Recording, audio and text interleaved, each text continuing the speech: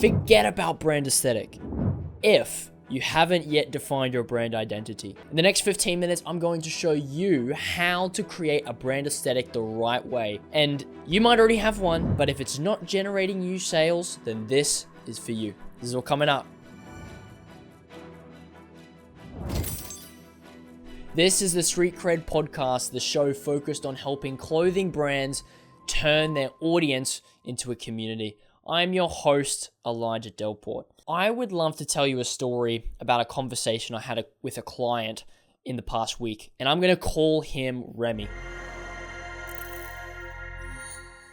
Okay, he wants to remain anonymous, and so we're going to call him Remi. It's not his real name. And we were looking at his Instagram page, and he said something to me that I found very interesting, and it was, I have a good Instagram page, but I need help making it work. And the reason I thought his comment was so interesting is because of his definition of good. It was that it looks good, and it looks pretty, essentially. And it did. Like, it had a nice aesthetic to it, and, you know, it was visually pleasing. However, it didn't work. And so I want to start this conversation by redefining what good is. Okay, because it's a term that's general, it's vague, we throw it around. Good equals work, and in the case of a clothing brand, work equals sales.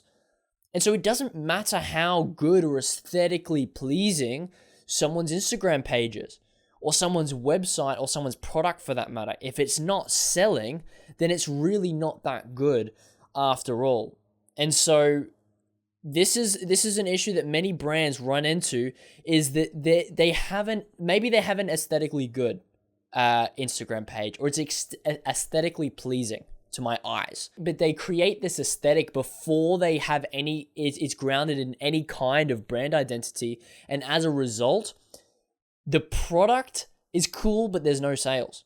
It's exactly what I'm saying, and this was exactly the problem with Remi. He hadn't started with a brand identity, he'd started with aesthetic. The product was cool, there was no sales. And you might find yourself in this position today. And I've got a few little not puns, but similes here, right? Because having a brand aesthetic without a brand identity is like dressing for a party without knowing the theme, or casting actors before writing the script, or building without a foundation, rather. You get the point, right? It's just wrong. It's not right. And so we're going to make this right today. And so enough is enough with clothing brands that just look pretty, that look nice, and don't actually do anything for the brand owners, or are not getting the results that they should be getting. It's the same deal. And so I'm going to give you 4 very simple steps that you can do today in order to take your clothing brand from aesthetically pleasing to also aesthetically pleasing, but not dealing with that major symptom, which is your products are cool, but you have no sales. And I'm going to assume here, when I'm outlining these 4 steps, that you already have a clear brand identity, okay? Now, that's a bold assumption, because some of you will not, in which I encourage you to look at some of my other content out there. You can easily search out on the internet, Elijah Delporte, brand identity, and I lay out some pretty clear instructions about how to discover or uncover that brand identity. But in summary, very briefly, a brand identity is the unique ideology, culture, or lifestyle behind your brand. It's Nike's Just Do It, or about winning. It's Patagonia's getting outdoors and being sustainable. This is a brand identity. It's the reason your community is coming together, and it's absolutely essential. And so that's really the step 0, or kind of like the pre-step, is figure out what that conceptual idea is behind your brand that has nothing to do with your clothing product and everything to do with your brand identity and the community that you're building together. And so now that you've defined that, what we're really talking about is, how do you take that brand identity and derive a brand aesthetic from it? Okay, so we're putting things in the right order. And again, why don't you start with brand aesthetic? Well, a lot of brands do, and their page ends up all over the place. Their aesthetic is always changing, and worse still, the sales aren't coming from it. So we have to change the order that we do brand identity first, and then we derive the aesthetic from it later. Here's step 1. Define your core emotion. Step 2, identify visual and cultural references. Step 3, develop a mood board. And step 4, test and evolve. They're the 4 steps we're going to be covering. Let's go into depth into step 1. Define your core emotion. And so what you could have a brand identity, but you could take a few different angles on it. And what I want to give you an example of is a fictional brand that I've come up with, and it's a surf brand, okay? That is what I would say is the brand identity. It's surfing. And that's the community that they're building, is one of surfers. And it's a lifestyle niche. Remember how I broke down ideology, culture, lifestyle? This is a lifestyle, okay? Surfing is something you do. It's a very specific activity. Now, within that, you could define different core emotions, okay? There is some surf brands that out there that have a light theme. And so they use imagery like the beach, holiday, laid back, very relaxed. However, there's other brands that are also in the surfing niche that have a dark theme, which would be imagery of sharks, pro surfers, training, bigger waves are better. And so it has ideas of thrill, adrenaline, fearlessness. And it's more serious than anything.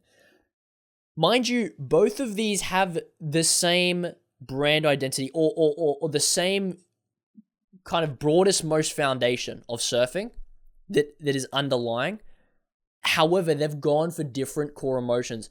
And so this translates to any brand and any niche. Really, it really does. Because even within a specific community, there's going to be different types. There's going to be different characters, people that have different levels of commitment to whatever the interest or the underlying lifestyle is to your brand niche. I'll give you another example. How about a mental health brand? There's some mental health movements that are very much self-care, and they are about go easy on yourself. Now, the other side of that coin of the same mental health brand identity is about getting up and doing it on the bad days. Or it's about, oh, you feel bad? Go to the gym, work out, start like self-improvement, right? And so again, same underlying brand identity. However, if you go deeper within, the core emotion or the feeling that's derived from that as a customer changes. So step 1 is always defining that core emotion. And so let's continuing on with this idea of this surf brand, this surfwear brand. I like the idea of having a dark theme, okay? That resonates with me more than beach, holiday, laid back. I don't know why. Maybe it's just how I'm feeling today. But let's go with a dark theme. And so it's a brand about the thrill, adrenaline, fearlessness. I've come up with this little catchphrase. It says, fear is the gatekeeper of greatness. Fear is the gatekeeper of greatness. Some are going to choose to break through that gate and do it anyway. Others are going to choose to be held back by their fear, right? Fear is the gatekeeper of greatness. And so it's really about not just being an average surfer, but becoming a great surfer. Okay, not just doing it for fun. We're not here for people that are doing it for fun. We're here for people that are serious about it. So that's step 1, define the core motion.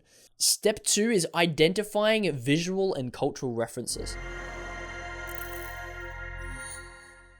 And so this is where we start to draw upon inspiration and research sources in order to take our concept and turn it into a visual applied work that will display on our Instagram page, okay? So we're getting one step closer. And so I'm thinking about, when I'm on step 2, I'm thinking about what are the movies, who are the people, what's the music, what does it sound like that embodies and resonates with this idea, this emotion, or that evokes this emotion when I look, when I see, when I hear that thing. Okay, so starting with people, for me, I'm thinking about someone like Mick Fanning. If you don't know who Mick Fanning is, he's a pro Australian surfer, okay, on my home turf. I'm Australian, Mick Fanning's a pro Aussie. I don't follow the surfing, but, if anyone's my guy, it's him. And he's known as a pro surfer for his aggressive style. If you live in this country, you likely have heard of his name. And the real reason I picked this story or picked this person is because of this story that sticks out to me about Mick Fanning. And oh my goodness, are you going to love this? He was surfing on live television in a competition. He comes off his board from a wave. He's a little bit out from the shore. And oh my goodness, is this everyone's worst nightmare? This is everyone's worst nightmare. Suddenly, a shark comes up from behind him. This is no joke. A shark comes up from behind Mick Fanning on live television. Everyone stops and is thinking, flip. This is the end. He's going to die. What are we going to do? Like, are we cutting the cameras? What are we doing? So Mick Fanning starts to swim away. That's your first instinct. But then he realizes, no, you can't swim away. You cannot outswim a shark, and he's way too far from shore. And so what he does is he turns back towards the shark as it's coming towards him, and he punches it in the nose. No joke. This guy punches the shark in the nose, and it turns around and swims away. Because, I mean, that's what we were taught, is that, you know, if you ever encounter a shark, you punch it in the nose. Not that I have. And I don't expect to ever. But this is just epic. It's like an epic story, and it's so real, and it's kind of scary because it's like, flip, that guy could have died, but he's alive, and it's so badass. Like, it's so fearless. And so I think the reason I pick Mick Fanning is because it's not like the light theme surfer brand. It's like easygoing, or it's dark. It's like the imagery of sharks, pro surfers training, bigger waves are better, thrill, adrenaline, fearlessness. And it's like, man, this is cool. And so that's why I'm picking someone like Mick Fanning. Now, beyond Mick Fanning, what comes to mind is imagery like Poseidon. It's that Greek mythology, and I think that really plays well into the adrenaline or the fearlessness that I'm wanting to depict in this brand. Also, music is what I'm thinking about. I'm thinking about dark, electronic, or ambient music. I'm thinking something with like a synth wave that has a constant beat in a minor scale. I think that would really complement this idea of like crashing waves that are consistent, they're frequent, there's this kind of like underlooming solemn sound to the song.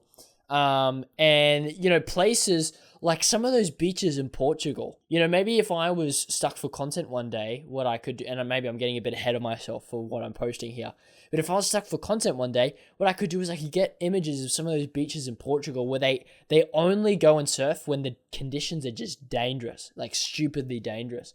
And then finally, the final note that I put here for visual and cultural references is All Quiet on the Western Front. This is a film, and the color grading is wonderful. It's all blue. It's very high contrast, and I think that would really complement my brand, where my films and my marketing and my images and my product photos could all be very blue, overcast, stormy, high contrast images. And that's all to do with the color grading a lot of the time. Great. So we have number one, defined the core emotion behind the brand. We're doing a dark theme inside of the niche of surfing. Two, we've identified the visual and cultural references. And hey, by the way, this is your personal invitation to join me in the Super Fan Club, the space for fashion entrepreneurs building clothing brand communities. We're going to teach you how to turn your customers into super fans. And there's 3 things that you get access to inside.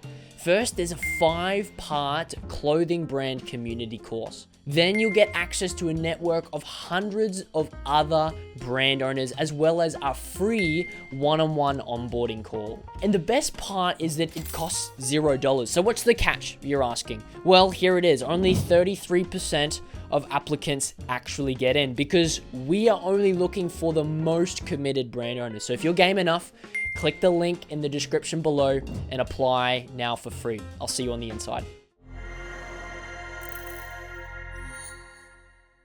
Now we're up to 3, which is developing a mood board. And I can't exactly communicate to you my mood board as much as I would be able to communicate how I would go about creating that mood board. And so I think the best way to do this is to first come up with a source. The most popular one, of course, is Pinterest, but it doesn't really matter where you get your images from, right? Okay, it doesn't really matter. It could be Pinterest, it could be Instagram, it could be heck, Tumblr, Google Images. There's even some other ones out there. I think there's one called Cosmos or something like that. It's a really good like mood board creation tool. But whatever your tool is, here's one tip I will suggest, and here's what I would do, is when you're choosing images that are going to represent and depict this imagery and this visual aesthetic that you're creating for your brand, make notes about each one for what you like about them. Because you don't want a mood board that doesn't have any structure or strategy to it. You need to know what you like about each image. And so is it the shot or the angle? Is it the color? Is it the activity? Is it the framing? Is it the pose of the models? Whatever that thing is, make a note of what you like about it and how you want to replicate it. Because I think there's a great book called Still Like an Artist. And the whole concept of the book is that if you take inspiration from one thing, then you're copying. But inspiration taken from many, many sources is creating something new and original. And that's actually what inspiration is. And so it makes it a lot easier to take different things, like different factors from different sources, if you know what the factor is that you like about that thing. And so that's number 3, develop a mood board. My biggest tip there is note what you like about each one. And finally, number 4, test and evolve. And for this, I want you to know and take to heart that your mood board or your visual aesthetic is going to change over time. It will. It just will develop and change over time. And make it so. Have that in mind. Now, I want to tell you just a little story about Nike. When they first did the Just Do It campaign in the 80s, they were doing it for a single campaign, like any others. Like they most recently had a campaign called Winning Isn't for Everyone.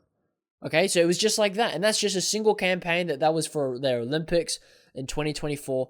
And just like that, in the 1980s, they had a campaign called Just Do It. Well, as it happened, that campaign stuck, so much so that we still have that going today. And that's kind of like an underlying messaging for their brand now that's continued on even until now. And so my point is that they've been open to evolve, to evolutions over time. And they've tested things and they've allowed campaigns as an opportunity to test something new. And if it sticks, well, fantastic. It sticks. And you might find the same thing is true for when you do your next campaign and you try a little twist on your visual identity, a little twist on your mood board, that it features something you haven't in the past to make this campaign fresh and new. And heck, maybe something about that sticks and that becomes the new way that your brand represents itself, and it becomes just a little bit more original every time. Second tip for this is when you're testing and evolving and you're asking for feedback, get feedback from core customers, not your friends. Sorry, there's a major mistake that many people make. Their friends may not like the visual aesthetic of your brand, but they're also not someone that would buy your brand if it weren't for the fact that they're your friend. Just the same way my mom she holds a lot of wisdom. But sometimes you better know that I'm not asking for advice about my website because she's not a brand owner and she's not the target audience for my website. And so the person that I'm asking for my stuff is other brand owners, and the same has to be true for what you're doing. When you've got this mood board together and you're starting to post things and you're asking for feedback, heck, don't ask one of your friends. Ask your most loyal customers. If you can, get on call with them. Message the people that are engaging the most with your stuff, that have bought the most times, and say, hey, thanks for supporting. Do you mind if we could just jump on a 10-minute call? I'd love to run some things about the brand by you. I really value your input. Flip, they'd be over the moon at that. Quite frankly, they'd be over the moon at the whole idea that you value their input and they could have a say about this brand that you're creating. Of course, they're going to say yes, and that's when you can say, hey, I've been trying this new posting, and we made this new mood board. What are your thoughts? What do you think? Do you like it? Is it better than before? Does this make you more excited about the brand? Do you resonate with this imagery more than that? And because it's all subjective at the end of the day. And so that's it. That's the 4 tips. Number 1 is define your core emotion. Number 2, identify visual and cultural references. Number 3, develop a mood board. Number 4, test and evolve. That's all, folks. This is Street Cred, the Street Cred podcast, the show where we're helping clothing brands build communities. I'm your host, Elijah Delporte. Thank you very much for tuning in, and I'll see you next week for another episode.